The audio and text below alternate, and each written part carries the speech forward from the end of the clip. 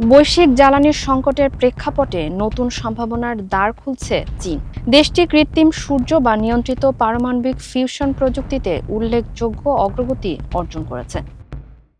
Yangtze river delta অঞ্চলে দ্রুত গতিতে এগিয়ে চলছে এই প্রকল্পের কাজ। এর মূল লক্ষ্য সূর্যের মতো করে শক্তি উৎপাদনের প্রক্রিয়াকে পৃথিবীতে বাস্তবায়ন করা, যাতে পাওয়া যায় অফুরন্ত ও পরিবেশ বান্ধব জ্বালানি।